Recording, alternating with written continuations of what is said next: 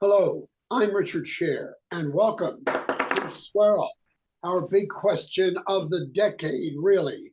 Should Joe Biden stay in the race or step down? Tonya, Bana. He should get out because at this point, he's more likely to lose the White House for the Dems than to keep it. Frank Luber.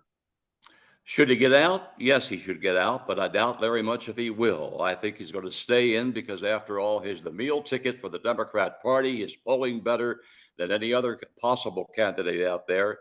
He's also the meal ticket for Hunter Biden and the Biden criminal family. Very brief, Frank. Thank you so much. Mary Koch.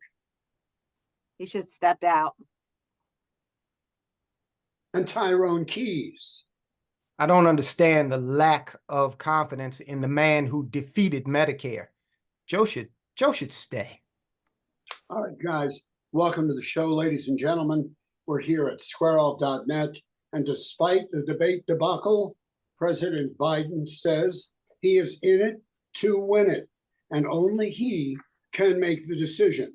The president met at the White House Wednesday with a small group of Democratic governors who affirmed their support for Biden amid growing Democratic calls for him to drop out of the race.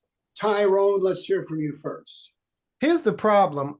Who among the Democrats that could possibly be competitive, who would really want it with 4 months of campaigning? Gavin Newsom has presidential aspirations. He would probably hurt himself more than he would help himself by taking on an abbreviated campaign. Gavin Newsom's also on his third recall. I don't know if anyone is aware of that. So I'm thinking Gavin Newsom probably wants some time between being governor and launching a real campaign for president. I certainly wouldn't take it with just 4 months to go. My biggest hesitation in all of it is it's a big mess. Gavin Newsom's not going to be the candidate. If Joe Biden steps down, Kamala Harris is going to be the candidate. That's just the way it's going to go, because I think the problem is there's so many ways in which people can be alienated on this decision. I mean, it really has turned into a debacle. There's so many people who don't like Kamala Harris, who don't think she's ready to lead. There's a lot of people who support Kamala Harris and will be extremely angry if there's someone else who's picked, specifically a white male. I just think that the best bet is maybe to let Kamala Harris, run and pick a running mate who is probably more, you can't have two West Coasters. You can't have Kamala Harris and Gavin Newsom together. I just don't think that does anything for you.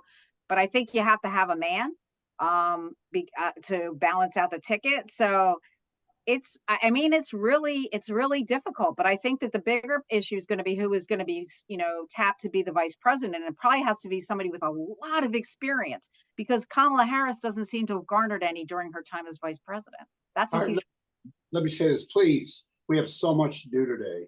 Please keep your comments a little brief. Tonya, Bana, I saw you nodding in affirmative with Mary. Speak up, and then we'll go to Dr. Luber. Yeah, the people whose names are being bandied about as possible replacements don't get into those kinds of roles because they don't want to be president. I think any one of them would take the shot if they had the opportunity. And I do think that it would take some wrangling, but there is a strategy, I'm sure, whereby the Democrat Party could bring together these various factions to support a single candidate if they work together. But the fact is, the problem with our party system is that we have this "it's my turn" mentality associated with politics, and contrary to all the comments about Biden being so selfless, these people are selfish. So I'm afraid that anybody could win, if they got the support of the party, but I don't know if they're going to come together to get it done. Frank Luber, here you are. I think President Biden should step down, but he will not step down. And the one person behind it all, in my estimation, is his wife. His wife wants the power. I think she wants Joe Biden to continue having that power, to be the president and everything that goes along with it. Should he step down? Yes, but he will not step down. And it would not surprise me if, when all is said and done, that Biden may not have enough votes to carry on. Okay, Uh, so the- and as far as the money is concerned, any other candidate other than Biden would be losing $200 million right now because that money cannot be passed on to someone else. So It you can- only have 4 months to Kamala. go to raise the money. The money I can't be, hold on. The money, if it's Kamala Harris, she will be able to use that money. No one else. Not There is Not even, my understanding, Rich. there is No, no, go ahead, Yeah. Mary.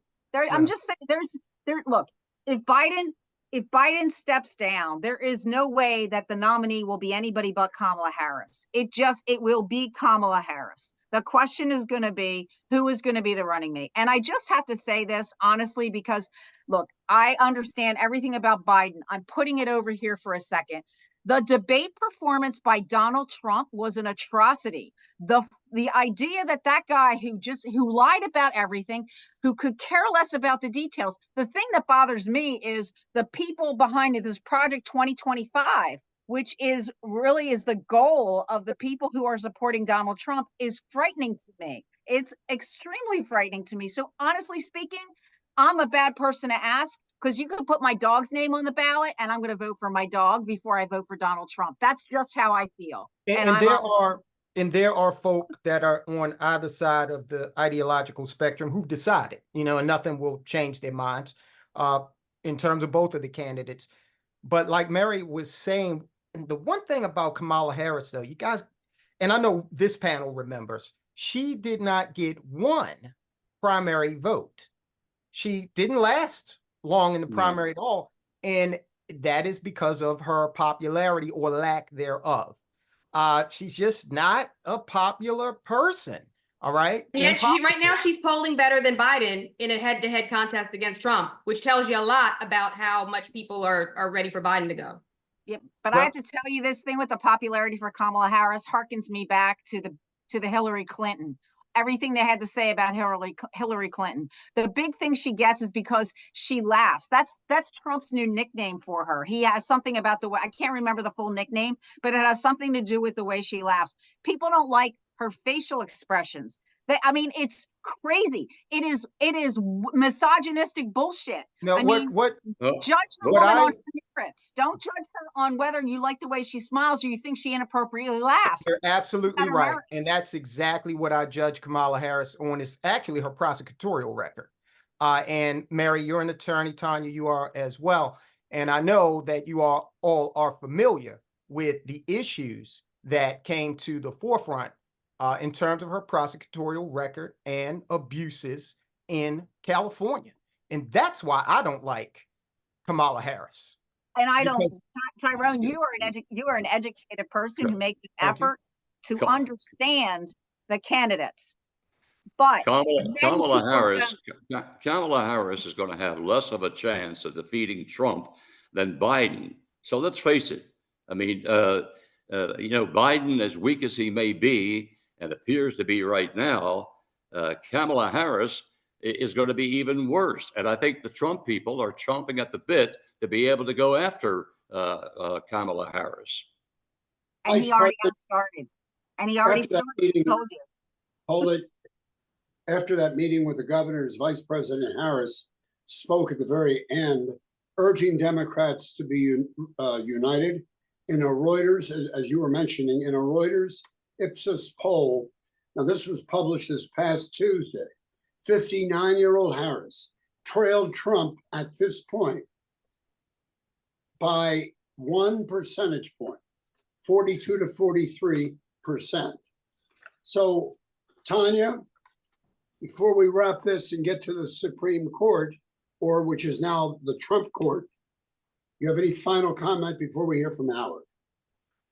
There's no way that Kamala Harris is a worse candidate than Joe Biden. He was literally incoherent in the debate, and unless he can give some on a big public platform, speak cogently about anything, I really think that he's going to lose the election for us more likely than not. Can I just say one thing? I'm sorry, Richard. I just want to say one thing. Doesn't it speak volumes about the fact that the Democratic Party's in disarray? Joe Biden had a terrible debate by anybody's measure, and they're still neck and neck in the race. Doesn't that say a lot about what's going on right now? Very good. All right, we're going to stop for a moment. The Supreme Court is waiting, and we're going to hear from the voice of Squirrel, the winner of Emmys, the winner of all kinds of awards, Academy Awards. I mean, he's the best. The voice of Squirrel. Here is Howard Mallison. I just finished shining my Academy Award, my Oscar. Thank you. Richard and I are proud to represent the law firm of Barry Glazer. Barry always goes that extra mile for his clients, whether it's been personal injury, medical malpractice, or nursing home neglect. Barry and his staff, that includes an in-house doctor and nurse, make no apologies for getting top dollar from the insurance companies. His clients are his best advertising. So next time you need a lawyer, give Barry Glazer a call at 410-547-8568. He gets results. And with baseball in full swing and the Orioles so much fun, head on over to Pappas Restaurant and Sports Bars. You can dine in the bar surrounded by more big screen TVs than you can imagine. Or you can have a gourmet meal in the dining room part of Pappas. Either way, you can enjoy the award-winning Pappas crab cake, or as Richard calls it, the Fab Cake. It's Oprah's favorite, and Pappas ships all over the country. Enjoy a dining experience second to none at Pappas. Now back to you, Richard. I did want to mention that the reason we're not reacting to President Biden's interview with George Stephanopoulos is because this program was produced prior to that interview, which took place Friday night, Friday evening at 8 o'clock. But we'll see what happens. Now, we're turning our attention to the United States Supreme Court, which has now, as you all know, has become Trump's court, voting 6-3 to give Donald Trump immunity that even he and his attorney just didn't ask for. MSNBC's Rachel Maddow noting the hypothetical questions posed by a Trump attorney that presidential immunity should cover situations as extreme as a presidential order to assassinate a political opponent. Tyrone, I saw you roll your eyes. I want to know why. I'm glad we have two attorneys on the panel, because the way this has been characterized in the media is extremely hyperbolic. For one thing, this ruling, nothing is set in stone. It goes back to the lower courts for them to actually develop a definition of what these protected powers are. All right, that's a fact. The second thing is, this actually protects presidents like Barack Obama, who, and I'm not saying I disagree with his move, but there has been contention over his extrajudicial execution of American citizens without due process. So this actually protects presidents, and I hope that the attorneys we have on the panel will reduce the hyperbole and come with facts. All right, we're going to go with Tonya, and then we'll go with Mary. Tonya, Richard, I would respectfully defer to Mary first, because Mary has a wider breadth of experience across civil and criminal cases. And so I would love to hear what she has to say. I have strong opinions, but I'd love to hear what Mary has to say first. Well, first I would say that this was not kicked to the lower court to decide the breadth and the scope of the Supreme Court's ruling. The Supreme Court's ruling is the Supreme Court's ruling. Immunity is granted as relates to criminal acts of our sitting president. The only thing that has been deferred to the federal court, the trial court, is to determine which actions fall within and which actions fall without that immunity. So, for example, something he did on the campaign trail before he was elected president, something he did in 2015 is not protected. Once he becomes president, then his criminal actions are protected.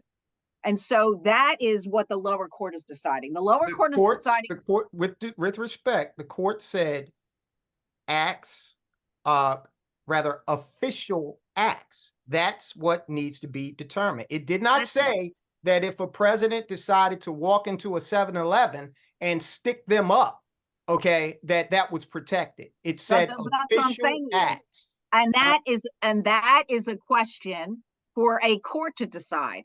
And how a That's court what I said. decides and how no, right, but they're not deciding the scope of the immunity. The immunity is there for official acts. It's the factual issue of what is or is not an official act. And there's a lot of things that it depends on who the judge is, how that is construed. That's a Hold on. dangerous game. Tyrone, hold on. Go ahead, Frank. Well, this decision really is going to not only protect Donald Trump, but also all presidents, Biden included, Obama included, and what have you. This ruling really allows Trump to challenge the evidence against him in all four of the criminal cases that have been applied to him. And those cases, of course, involve two federal cases, as well as the Georgia case and the Bragg, New York case as well. So really, when we're talking about immunity here, we're talking about all presidents, not just Trump. And as far as Rachel Maddow is concerned, I mean, this woman is an absolute wacko to even suggest that somehow or another a president is going to be able to order the assassination of an opponent is absolutely ludicrous. Can you imagine that passing muster, going through generals in the military, going through the Joint Chiefs of Staff, going through the Congress to allow such a thing? And Sotomayor, Justice Sotomayor, the same way. She's talking about or giving an example of SEAL Team 6 going in to assassinate a presidential opponent. Absolutely ludicrous. All right. You guys are all assuming that there are checks and balances on the decision making of the president.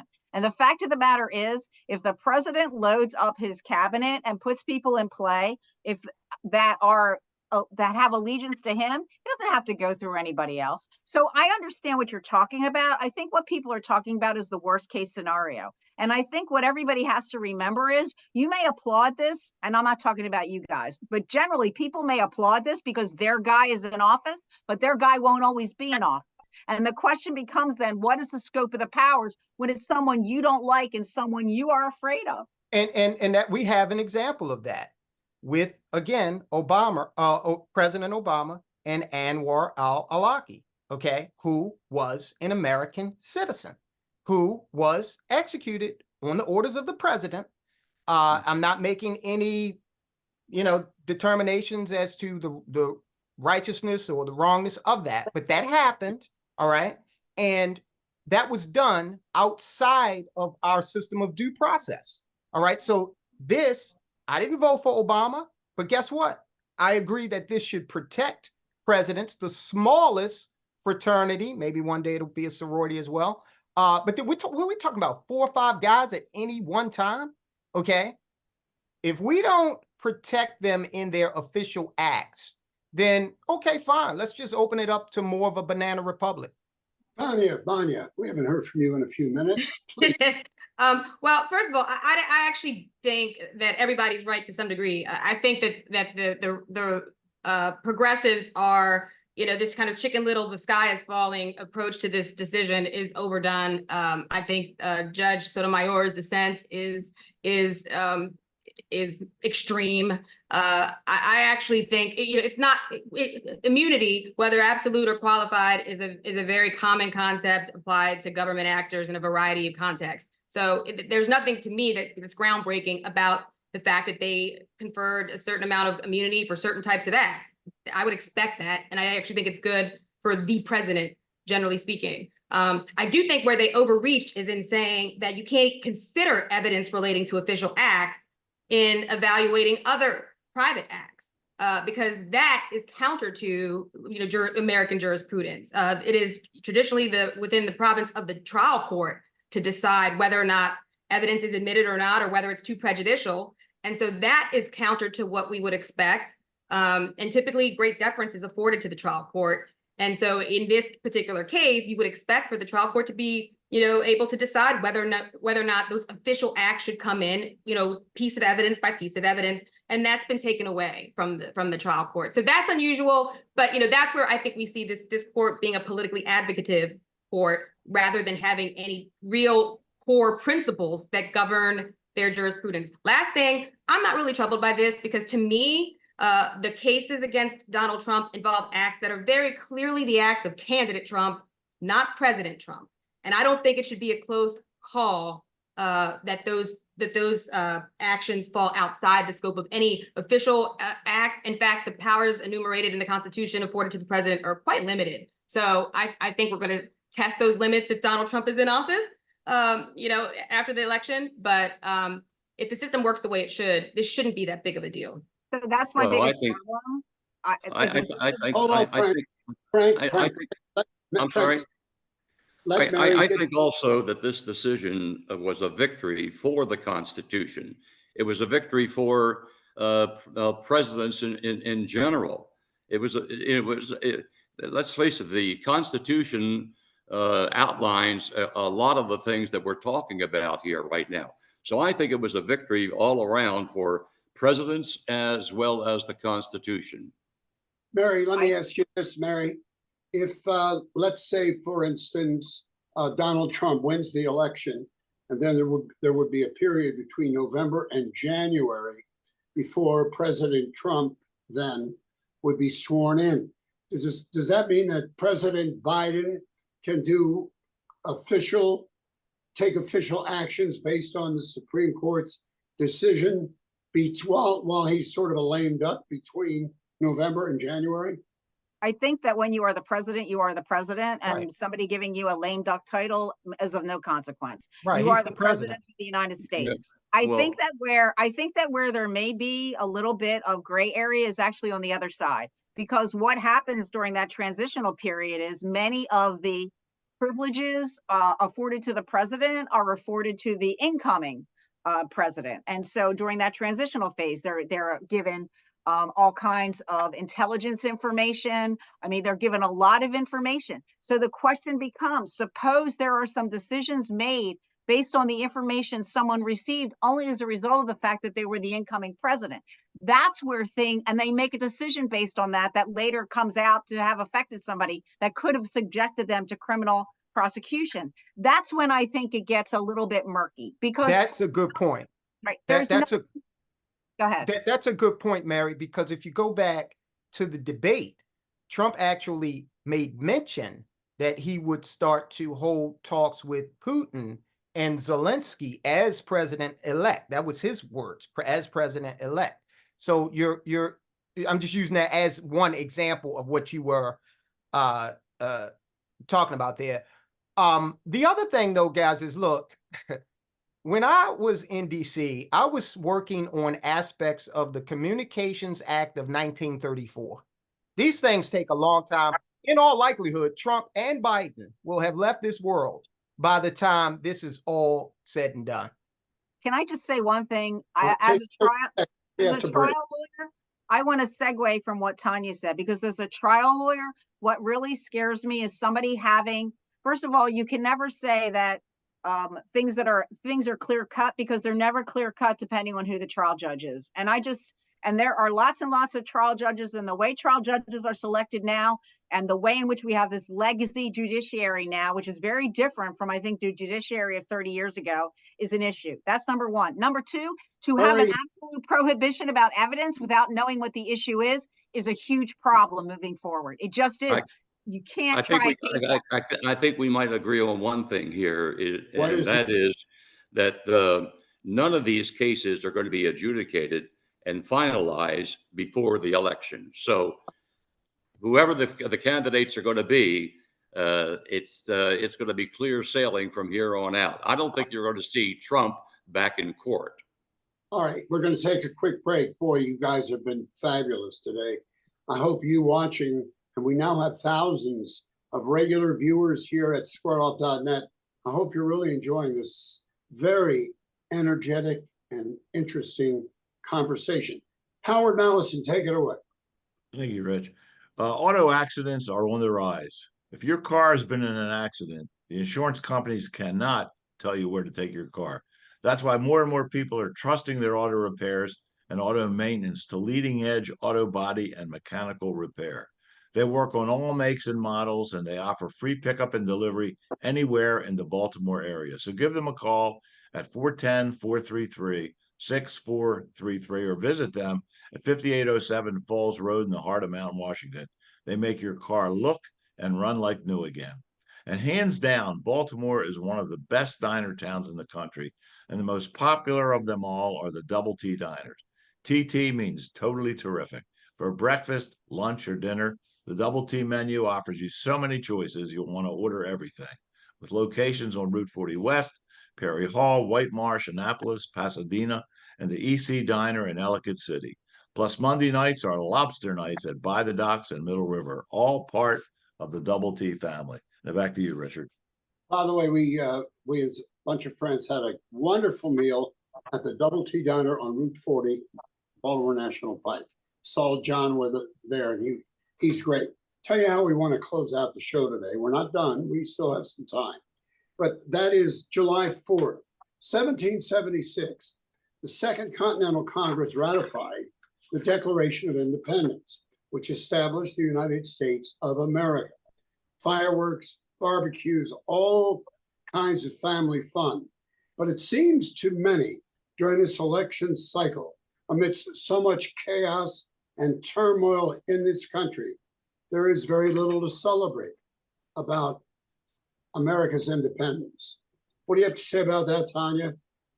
Well, I'm glad you that's a good segue to one thing that I don't want to give the impression in my comments about the immunity ruling that I'm not concerned about it. I am concerned about it in light of the real prospect that Donald Trump may be reelected, because I think if ever there was a candidate who's going to push the limits of what confers immunity and what doesn't, I think that he's that president. And there are official acts there are things that I think arguably, colorably fall within the official act description that give me concern. Can you imagine him dispatching military personnel to polling places, ostensibly to promote safety? But in reality, he's just sending them into cities that are predominantly Black and brown, or he's just sending them into places where they want to depress voter turnout. I do have real concerns. And so, while people need to come out and they need to vote, and they need to vote for the other guy, whoever the other guy or girl is, that's who they need to vote for.